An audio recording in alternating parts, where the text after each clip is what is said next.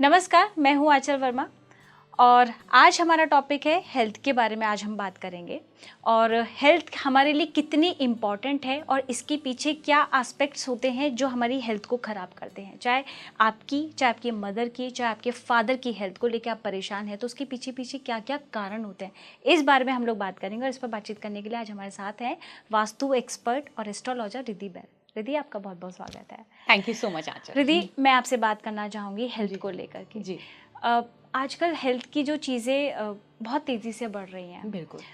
खान पान लोगों का ऐसा हो गया है, ठीक है, बिल्कुल। मानते हैं कि इसलिए उसका रिजल्ट जो है ये देखने में आ रहा है कि आपकी हेल्थ पे बहुत इम्पैक्ट पड़ रहा है। बिल्कुल। लेकिन आप क्योंकि एक एस्ट्रोलॉजर हैं जी, और वास्तु एक्सपर्ट भी हैं, तो जी। कई लोग बिलीव करते हैं कि आपके नक्षत्र, ग्रह नक्षत्र ऐसे हैं, इस दिशा में हैं, तो इसलिए आपके हेल्थ पे ऐसा इम्पैक्ट डाल रहे हैं। जी। एस्ट्रोलॉजी और वास्तुशास्त्र के अकॉर्डिंग आप मुझे बताइए कि हेल्थ का कितना बड़ा रोल होता है खराब होने में। हाँ, देखिए हेल्थ तो बहुत इम्पोर्टेंट है और मैं हाँ। ये मानती हूँ कि हेल्थ इज़ रियल वेल्थ, है ना।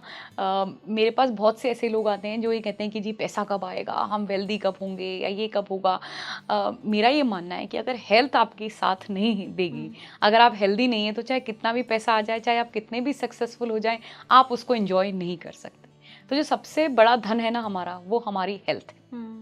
जो पुरानी कहावत है हेल्थ इज वेल्थ, ये बिल्कुल सही है। मेरा पर्सनल तो यही मानना है कि अगर हेल्थ आपकी अच्छी है तो सब कुछ अच्छा है लाइफ में।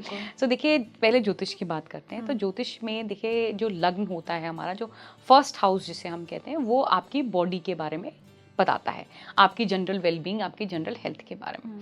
उसके अलावा ज्योतिष में 12 घर होते हैं। 12 जो ये घर होते हैं, ये हर घर जो है वो एक पर्टिकुलर ऑर्गन के साथ लिंक्ड होता है, राइट।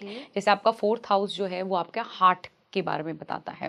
आपका जो थर्ड हाउस है वो आपका नेक और शोल्डर के बारे में बताता है, राइट। आपका जो 12th हाउस है आपके फीट, आपके पैर के बारे में बताता है। ऐसे 12 घर जो हैं वो हर घर जो है किसी ना किसी ऑर्गन से लिंक्ड होता है। उसके अलावा ग्रह होते हैं जो वो भी बताते हैं कि किस तरह की प्रॉब्लम्स हो सकती हैं। जैसे मान लीजिए आपका चंद्रमा है, चंद्रमा वीक है तो आपको कफ रिलेटेड प्रॉब्लम हो सकती है, कोल्ड कफ की प्रॉब्लम होगी। चंद्रमा जो है लिक्विड का कारक भी है, तो आपको जो है लंग्स में भी प्रॉब्लम हो सकती है। कई लोग होते हैं कहते हैं लंग्स में पानी भर गया या ब्रीदिंग इश्यूज हो गए, तो वो भी जो है हम चंद्रमा के वीक होने से देखते हैं। चंद्रमा यदि आपका मंगल के साथ में है तो हाई बीपी होने की प्रॉब्लम हो सकती है। तो ज्योतिष में बहुत सारे अलग अलग तरह के कॉम्बिनेशंस होते हैं। जैसे कि जुपिटर जो है वो फैट, बॉडी में जो मोटापा होता है उसका कारक होता है। तो अगर जैसे कई लोग होते हैं जिनको ओबेसिटी की प्रॉब्लम होती है, तो हम थायराइड की प्रॉब्लम होती है, तो ओबेसिटी के लिए जो है हम जुपिटर को देखते हैं। थायराइड जो है, जैसे आपने कहा, थायराइड के लिए हम थर्ड हाउस को देखते हैं, तीसरा भाव जो होता है उसको हम देखते हैं। तो अगर वहाँ पे दिक्कत आएगी तो वो, क्योंकि नेक, गर्दन से रिलेटेड चीज़ होती है, तो वो हम जो है वहाँ पे उसको थायराइड की प्रॉब्लम से लिंक करते हैं। तो ऐसे अलग अलग घर और अलग अलग जो ग्रह होते हैं वो डिस्क्राइब करते हैं आपकी हेल्थ को।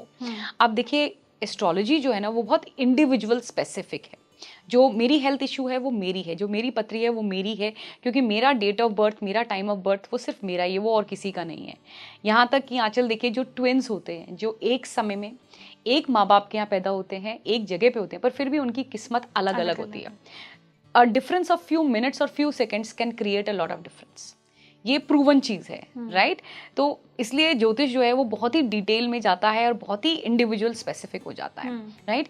तो अब जो स्पेसिफिक प्रॉब्लम है उसका डिपेंड करता है कि क्या प्रॉब्लम है आपके साथ, उसके साथ कौन सा घर संबंध बना रहा है, उसके साथ कौन सा ग्रह संबंध बना रहा है। पर फिर भी फॉर जनरल वेलबींग, अच्छी हेल्थ के लिए हम सूर्य, सन जो है उसको ज्योतिष में हम लिंक करते हैं। तो और सूर्य जो है वो कारक है हार्ट का भी।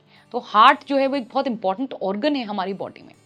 तो आप जो है हार्ट की प्रॉब्लम है उनके लिए तो वो सूर्य की पूजा करें ही करें, पर overall otherwise also for general well being, अगर आप सूर्य को हाथ जोड़ेंगे, सूर्य की पूजा करेंगे, पूजा से मेरा मतलब है अगर आप जल चढ़ा दें, राइट, तो बहुत अच्छी बात है। पर अगर आप जल ना चढ़ा पाएं, एटलीस्ट आप सूर्य को 2 मिनट हाथ जोड़ के 2 मिनट फोकस करें, या गायत्री मंत्र कर लें, या सूर्य का कोई भी मंत्र, जैसे ओम गृहिणी सूर्य आदित्य ओम या ओम आदित्य नमः, ऐसे करके मंत्र कर लें, तो उससे भी जो है आपकी इम्यूनिटी, आपकी हेल्थ, आपका जो इम्यून सिस्टम है वो बेटर होगा। क्योंकि सूर्य को हम इम्यूनिटी से भी लिंक करते हैं, और जितनी स्ट्रॉन्ग आपकी इम्यूनिटी होगी उतना आपकी हेल्थ जो है वो बेटर होगी। अब आती है बात वास्तु की।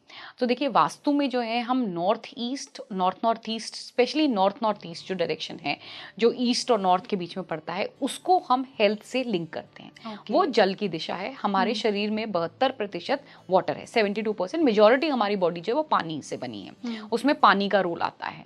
तो जब उसमें वास्तु दोष आता है, जब उसमें इम्बैलेंस होता है, तो हमारे को हेल्थ इशू आते हैं।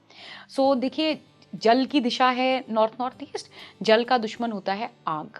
अब अगर वहाँ पे आग आ गई, जैसे कि मान लीजिए वहाँ पे आपका किचन आ गया, आपका इलेक्ट्रिसिटी का पैनल आ गया, मेन इलेक्ट्रिसिटी का पैनल, घर का स्विच बोर्ड नहीं। जब भी मैं इलेक्ट्रिसिटी बोलती हूँ लोग सोचते हैं अरे हमारा यहाँ पे स्विच बोर्ड है, स्विच बोर्ड नहीं, आपका मेन पैनल आ गया, या आपने जनरेटर रखा है या इन्वर्टर रखा है, कुछ ऐसी चीज़ रखी हुई है जो इलेक्ट्रिसिटी से संबंधित है, तो वहाँ पे वो वास्तु दोष क्रिएट हो गया, तो उससे जो है हेल्थ रिलेटेड इश्यूज आ सकते हैं। तो आप ये कोशिश करें कि अपने नॉर्थ ईस्ट में जो है ऐसी कोई भी चीज़ है उसको हटाएं, राइट। अब रही बात रही कि किचन की, जी अब हमारा किचन है, किचन तो हम नहीं हटा सकते हैं। सो देखिए उसके लिए रेमेडीज़ होती हैं जो हम करें तो हम काफ़ी चीज़ों को कंट्रोल में कर सकते हैं। पर रेमेडीज़ देखिए अभी मैं इसलिए नहीं बता सकती क्योंकि वो इंडिविजुअल, हर किसी का अलग अलग होता है, हर किसी का घर की दिशा अलग होती है, कहाँ पे गैस का स्टोव एग्जैक्टली आ रहा है, क्या सिचुएशन है, वो उसके ऊपर डिपेंड करता है। पर घबराइए नहीं, डरिए नहीं ये सुन के कि अरे मेरे घर में तो नॉर्थ ईस्ट में किचन है और इसीलिए प्रॉब्लम्स हो रही हैं और प्रॉब्लम का कोई सोल्यूशन नहीं है। ऐसा नहीं होता है, प्रॉब्लम्स का सोल्यूशन है। पर मैं आपको बता रही हूँ कि किस दिशा से हम प्रॉब्लम को देखते हैं। तो वहाँ पे जल की दिशा है, अगर वहाँ से जल संबंधित चीज़ें होंगी तो वो अच्छा रहेगा आपकी हेल्थ और इम्यूनिटी के लिए। दूसरा हमने ये भी देखा है, हमने कई जगह रिसर्च करी और ये देखा कि अगर नॉर्थ ईस्ट में जो कि हेल्थ की दिशा है, वहाँ पे अगर आप अपना मेडिसिन बॉक्स रखते हैं या अपनी मेडिकल फाइल्स रखते हैं, तो वो भी लोगों के लिए फेवरेबली वर्क करा है कि उनकी डिपेंडेंसी उन मेडिसिन पे जो है वो कम हुई है। तो ये भी एक पॉजिटिव चीज़ हमें देखने को मिली है। सो ये चीज़ें आप करिए और इससे जो है आपकी हेल्थ जो है वो बेटर होगी। ओके, जैसे अब आपने कहा कि इंडिविजुअली देखना पड़ेगा कि किसकी जन्म पत्री के अकॉर्डिंग क्या क्या उसको उपाय करने चाहिए। कोई जेनरिक उपाय, कोई ऐसा सोल्यूशन जो लोगों को करना चाहिए कि थोड़ा बेटरमेंट की तरफ हो? हाँ, तो देखिए जैसे मैंने आपको बताया कि सूर्य, क्योंकि देखिए सूर्य जो है वो प्रत्यक्ष भगवान है, जो हमें भगवान दिखते हैं रोज वो सूर्य हैं। क्योंकि सूर्य अगर नहीं हो तो लाइफ नहीं होगी, है ना। सभी कुछ सूर्य के मूवमेंट के हिसाब से ही चलता है। आयुर्वेद तो कहता है कि पूरी दिनचर्या, जो हमारा खाना पीना है, वो भी सूर्य के मूवमेंट के हिसाब से होना चाहिए, तो हमारी हेल्थ अच्छी रहेगी, राइट। तो सूर्य से एक्सपोजर, सूर्य में थोड़ी देर बैठना, आजकल मेडिकल साइंस तो बहुत ही कह रही है अपने आप को सूर्य से थोड़ा सन से एक्सपोज करिए। विटामिन डी की और भी बहुत सी डेफिशिएंसीज हैं जो कि हम सन से लिंक करते हैं। कई बार किसी लोगों के घर में ऐसी डायरेक्शन होती है कि वहाँ सन का आना ही इम्पॉसिबल होता है। तो ऐसे में देखिए कुछ ना कुछ तरीका तो करना पड़ेगा। आप गार्डन में जाके बैठिए, आप कहीं ऐसा करिए। देखिए 20 मिनट दिन में के सिर्फ 20 मिनट ही सही आप जो है सन रेस से अपने आप को एक्सपोज करिए, वो बहुत ज़्यादा ज़रूरी हो जाता है। तो इसीलिए मैंने आपको कहा कि सूर्य का मंत्र करिए, सूर्य की पूजा करिए, सूर्य से अपने आप को एक्सपोज करिए, क्योंकि सन है तो लाइफ है। ज्योतिष में तो हम कहते हैं सन है तो लाइफ है, सन नहीं है तो लाइफ नहीं है। अगर जब ग्रहण पड़ता है, जब थोड़े मिनटों के लिए, थोड़े घंटों के लिए जब सूर्य जब छुप जाते हैं, तो देखिए सब कुछ एकदम स्टैंड स्टिल हो जाता है। अगर जब ग्रहण पड़े तो आप नोटिस करिएगा पक्षी बोलना बंद कर देते हैं, जो स्ट्रे डॉग्स वगैरह भी आप नोटिस करिएगा, सब बिल्कुल चुप हो जाते हैं, एकदम शांति हो जाती है। पेड़ पौधे भी हिलना बंद कर देते हैं। तो देखिए कितना इम्पैक्ट होता है कि कुछ मिनटों में अगर ऐसा होता है कि सूर्य के नहीं दिखने से सारी धरती जो है स्टैंड स्टिल हो जाती है, तो अगर सूर्य नहीं होगा तो सब कुछ रुक जाएगा। तो वो सूर्य बहुत इंपॉर्टेंट है हमारे लिए। आपने जैसे कनेक्ट किया हार्ट को सूर्य के साथ, ऐसे आजकल सबसे ज्यादा जो मेन प्रॉब्लम आई है वो है डायबिटीज की। हाँ जी। तो उसके लिए कौन सा ऐसा चंद्रमा है, सूर्य है या कोई और ग्रह है, तो उनको भी आप थोड़ा बताइए कि वो किस ग्रह की पूजा करें या फिर किस तरह की चीजें करें ताकि डायबिटीज से उनको थोड़ा छुटकारा मिले। देखिए डायबिटीज के लिए हम जुपिटर को देखते हैं। राइट, जुपिटर का कनेक्शन 11वें भाव से अगर बनता है तो उसके लिए जो है डायबिटीज को देखा जाता है। और जो आपके पैनक्रियाज वगैरह हैं उसके लिए हम शुक्र को देखते हैं। तो बेसिकली हम जुपिटर, गुरु को और शुक्र, जुपिटर को देखते हैं। इनकी क्या स्थिति है कुंडली में, उसके ऊपर डिपेंड करता है कि आपको डायबिटीज एक तो होगी कि नहीं होगी, होगी तो कब होगी, और अगर होगी तो क्या इंटेंसिटी होगी। कई लोगों को होता है डायबिटिक हो जाते हैं पर वो जो है कंट्रोल्ड रहती है, कई लोगों को होता है कि नहीं डायबिटीज़ हो गए पर वो अनकंट्रोलेबल हो गई। तो ये ऐसी जो सिचुएशन है ये आपकी कुंडली बहुत अच्छे से आपको गाइड कर सकती है इस केस में। जैसे आपने डायबिटीज़ बताई, आजकल डिप्रेशन भी आजकल बहुत ज़्यादा वो टॉपिक है चर्चा का, और बहुत से लोग हैं खासकर यंगस्टर्स। तो जो चंद्रमा है उसको हम जो है मन का कारक कहते हैं। वो हमारा माइंड, हमारे इमोशंस को जो है चंद्रमा, और दूसरा मरकरी बुध, ये दो जो ग्रह हैं ये हम इसको जो है अपने माइंडसेट, अपनी सोच के ले लेते हैं। तो चंद्रमा से एक्सपोजर या चंद्रमा की किरणों से एक्सपोजर तो हमारा बिल्कुल ही बंद हो गया है ना। हम अपने आप को बिल्कुल एक्सपोज ही नहीं करते हैं, हम देखते भी नहीं हैं चंद्रमा की तरफ। तो मून जो है वो भी बहुत इंपॉर्टेंट रोल प्ले करता है हमारे माइंडसेट पे, हमारे इमोशंस पे, डायरेक्ट हमारे मन से जुड़ा हुआ है। एग्जैक्टली। देखिए जो फुल मून होता है, पूर्णिमा या अमावस्या, ये रातें बहुत इंपॉर्टेंट होती हैं।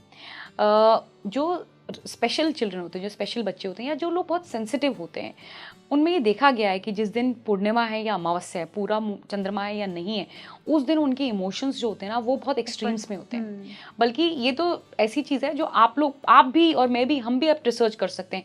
आप देखिएगा जब चंद्रमा जैसे जैसे बढ़ता है, जैसे जैसे घटता है, उन दिनों में आपके इमोशंस कैसे होते हैं, या आप अपने आप पे भी रिसर्च कर सकते हैं। देयरफॉर दिस लिंक्स डायरेक्टली, मतलब ये हर किसी के साथ ऐसा देखने को मिलता है। बिल्कुल बिल्कुल। देखिए चंद्रमा की किरणों में भी मैग्नेटिक पुल होता है। जो ये सुनामी या जो हाई टाइड आती है, ये क्यों आती है? चंद्रमा की किरणों और का असर जो ओशन पे होता है, समुद्र पे होता है, उसके कारण आती है। तो सोचिए चंद्रमा की किरणों में इतनी शक्ति है कि पूरे समुद्र में उथल पुथल कर सकते हैं। तो मेरे शरीर और आपके शरीर जो कि 72% वाटर है, तो क्या उस पर उसका असर नहीं होता होगा? बिल्कुल होता है। राइट। तो इसलिए मून की किरणें जो हैं, जो चंद्रमा है, वो बहुत इंपॉर्टेंट है। इसीलिए ज्योतिष में सूर्य को और चंद्रमा को राजा और रानी का दर्जा दिया गया है। ये बहुत ही इंपॉर्टेंट दो ग्रह हैं। इनको खुश रखना है, इनको खुश रखना है, बिल्कुल। और इसीलिए सूर्य को फादर कहा गया है और चंद्रमा को मदर कहा गया है। तो हमारा अस्तित्व, हमारा जीवन, हम इस दुनिया में है ही बिकॉज हमारे फादर और मदर के कारण। राइट। तो कहते हैं सूर्य को अगर स्ट्रॉन्ग करना है तो फादर को रिस्पेक्ट दो, चंद्रमा को स्ट्रॉन्ग करना है तो मदर को रिस्पेक्ट दो। बिल्कुल, रिश्ते भी ठीक, हेल्थ भी ठीक, बिल्कुल, माहौल भी ठीक, सारी चीजें सब ठीक। Thank you so much. Thank you ji, thank you.